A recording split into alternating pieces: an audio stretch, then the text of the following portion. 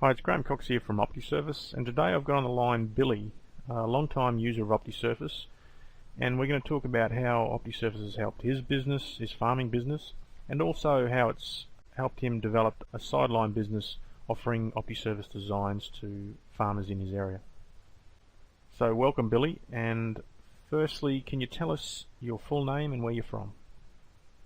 Okay, so I'm Billy Beaudry, and I'm from Quebec, Canada. Thanks Billy, and can you tell me a little bit about your business and what you do? Yeah, we're farming 630 hectares, mostly in corn, soybeans, a little bit of cereal crop.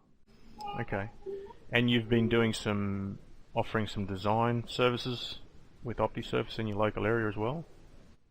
Yeah. Well, I started making designs for myself, and then we just realized that a lot of guys they were looking for that service. So I slowly started offering this up, and it grew up quite quick, I guess, because people they really liked the way OptiSurface could make the design for them instead of working like a laser. Okay, great. So what water management problems did you have before you found OptiSurface, or earth moving problems did you have? Well, mainly in Quebec, the rainfall amount is pretty high. In some areas, we have some fields that they really don't absorb the moisture well, so it's very important to have a good grade, good leveling of our field, so the surface water goes out quickly. I would say that we have some many different fields that aren't the same. So sometimes I really have to deal with big slopes, and some other times I have to deal with no slopes at all. So OptiSurface was really helpful in not moving too much dirt where there's enough slope for the water to get out, and being able to make almost a laser finish where I really have almost no slope. So what concerns did you have after you found OptiSurface, if any? At the beginning, when we started working with OptiSurface with the first version, the biggest problem was to be able to reduce the max change enough where the slopes were really low. But now with the newer version, it's really a lot more powerful, and then that helped a lot for making the design. It works pretty good, and we're able to do pretty much what we want.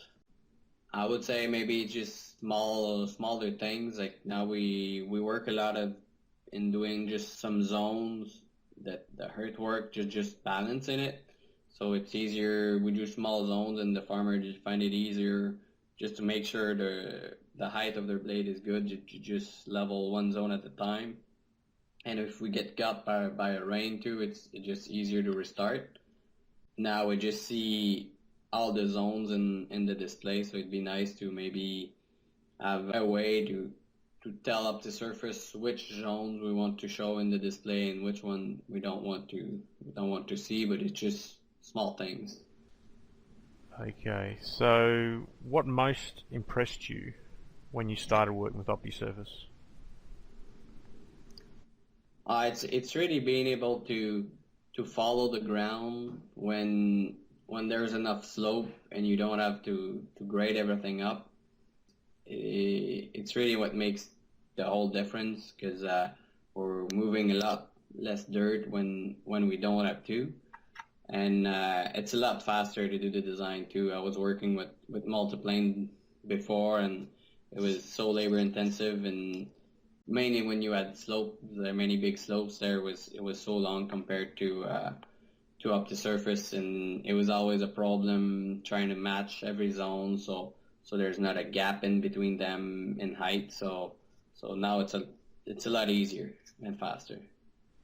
So yeah, OptiSurface can basically follow the natural topography as close as possible, but still get the drainage results that you want, and it calculates it very quickly. Okay, so what are the outcomes and benefits that were most valuable to you from using OptiSurface as a farmer, say? Yeah, well, I guess we don't have much topsoil in here, so we're working in most places with maybe 4, 6, sometimes 8 inches of topsoil. So we don't want to take all that out. Like when we're leveling, we want to keep the most possible on top. So by moving less dirt, like it makes a big difference. We see it at the beginning when we were land leveling. The first years after that, it would take 1, 2, 3 years after land leveling that before the soil balances and that we could see really the greatest potential.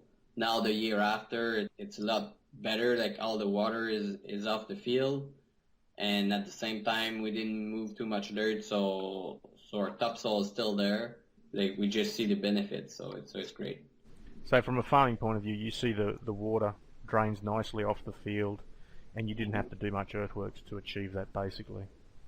Yeah, that's it. Oh, just to clarify one thing, you use the term land leveling a lot, and to the farmer who hasn't done any earth moving before, they often think of land leveling as a dead flat type surface, whereas you're land grading. You're putting a grade on your fields to make sure that they've got some grade to get that water off.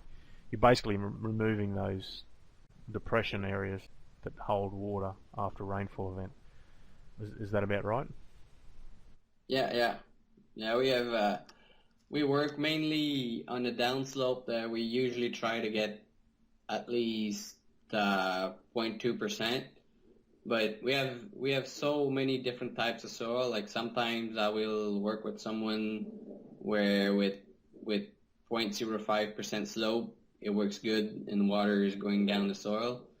And I will do some other soil types that zero point 0.2 is barely enough. So we have to work to move the water on the side if possible and figure out other ways.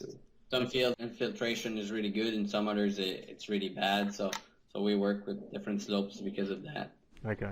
What's the lowest grade you go down to in your area?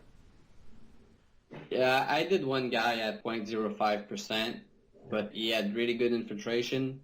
When I saw the survey at the beginning, I thought that half the field there's probably nothing that would grow up. And he was telling me that most field was fine, so we knew infiltration was really good. And I just reduced the max change a lot because it was a really flat field. And it did a great job. We just make the correction and it didn't even move too much dirt. And the guy is real happy. So, Okay. yeah. So you generally aim for 0.1%, do you? Minimum slope? Well, usually if I try to get my 0.2% downslope. If I don't have it on the downslope, I try to have at least 0.4 on the cross slope. That's mainly how I do it. If it's really not possible, it's hard to create slopes at the same time because you end up moving too much dirt. So we just see if we can work with other strategies to get the water out. Mm. Yeah, okay. So yeah, that's 0.2, maybe up to 0.4. That's percent. That's pretty high. Yeah, we're usually operating down around the 0.05, 0.1%. But we're generally operating in drier environments than you. That's good to know. Okay, last question. How can we improve our service to you? I said a bit about it earlier. I think it's now like the basic is working good and it's doing the job. I think it's just a bit of fine tuning, just listening to customers and that have other good ideas and moving up with this. Like there has been I find like from the version like when I started working with 1.4.4 I guess, and compared to what I use now, like it's a lot better and it works really good. Like now, as far as making a better design, like I really think we're doing the max efficiency that we can without losing our slopes. So no, it's doing the job. Okay, excellent. And just, I forgot to ask you earlier on, but how many acres do you think you've designed over the last couple of years? I started I'm probably close to, I would say, 4 or 5 thousand acres. Okay, excellent. Well, that's great. We appreciate you being a client of OptiSurface, and yeah, we look forward to continuing that relationship and supporting you with OptiSurface going forward. So thanks again, Billy, and I look forward to continue to work with you. Good, thank you.